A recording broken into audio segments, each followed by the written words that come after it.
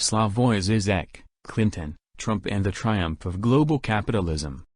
Roger Ebert once said that a film is as good as its villain. Does this mean that the forthcoming U.S. elections will be good since the bad guy, Donald Trump, is almost an ideal villain? Yes, but in a very problematic sense. For the liberal majority, the 2016 elections represent a clear-cut choice. Trump is ridiculous, excessive and vulgar. He exploits our worst racist and sexist prejudices such that big-name Republicans are abandoning him in droves. If Trump remains the Republican candidate, we will get a truly feel-good election.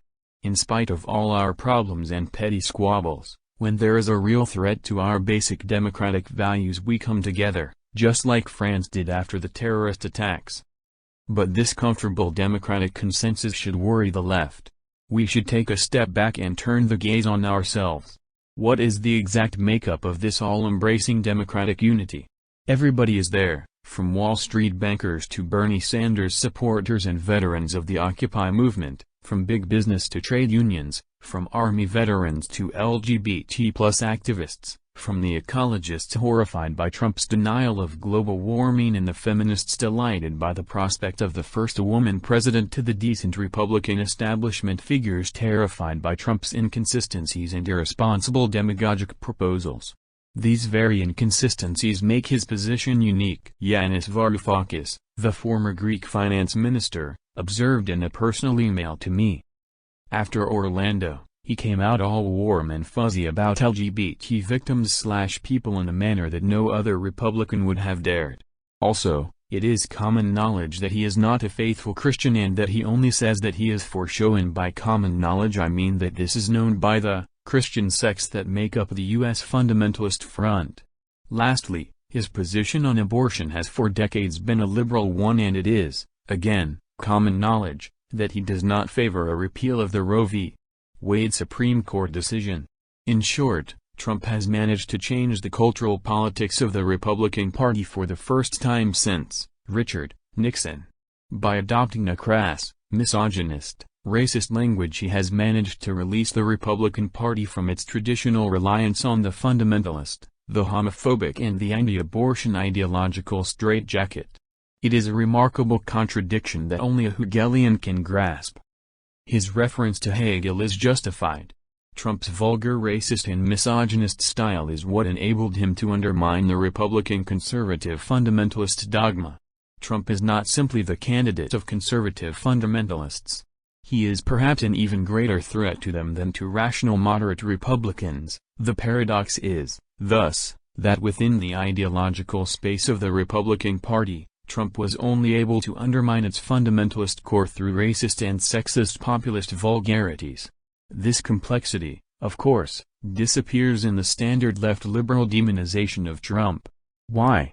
To see this, we should again turn our gaze towards the Hillary Clinton consensus. The popular rage that gave birth to Trump also gave birth to Sanders.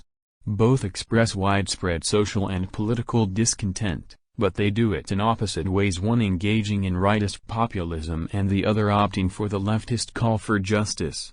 And here's the trick, the leftist call for justice tends to be combined with struggles for women's and gay rights, for multiculturalism and against racism. The strategic aim of the Clinton consensus is clearly to dissociate all these struggles from the leftist call for justice, which is why the living symbol of this consensus is Tim Cook. Cook, the CEO of Apple, proudly signed a pro-LGBT letter to North Carolina Governor Pat McCrory and can now easily forget about hundreds of thousands of Foxconn workers in China assembling Apple products in slave conditions. He made his big gesture of solidarity with the underprivileged by demanding the abolition of gender-segregated bathrooms. If Cook is one living symbol of this consensus, Madeleine Albright, the first woman to be U.S. Secretary of State, is another embodiment. On CBS's 60 Minutes, May 12, 1996, Albright was asked about the Iraq War. "We have heard that 500,000 children have died. I mean, that's more children than died in Hiroshima. And, is the price worth it?" Albright calmly replied, "I think this is a very hard choice, but we think the price is worth it." Let's ignore most of the questions this reply raises, including the interesting shift from I to we. I think it's a hard choice, but we think the price is worth it, and focus on just one aspect. Can we imagine all the hell that would break out if the same answer were said by somebody like Vladimir Putin or Chinese President Xi Jinping or the Iranian president?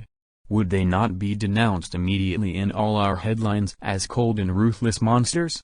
Campaigning for Clinton, Albright said, "There's a special place in hell for women who don't help each other."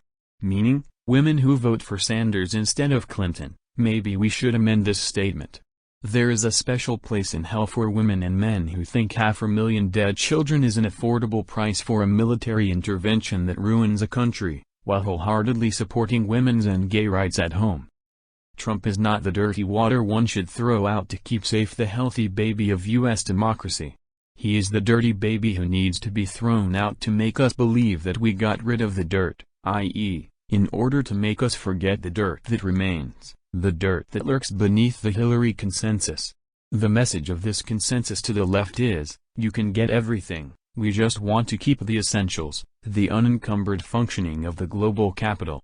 With this frame, President Barack Obama's "yes, we can" acquires a new meaning. Yes, we can concede to all your cultural demands, without endangering the global market economy, so there is no need for radical economic measures. Or, as University of Vermont professor Todd McGowan put it, in a private communication to me, the consensus of right-thinking people opposed to Trump is frightening.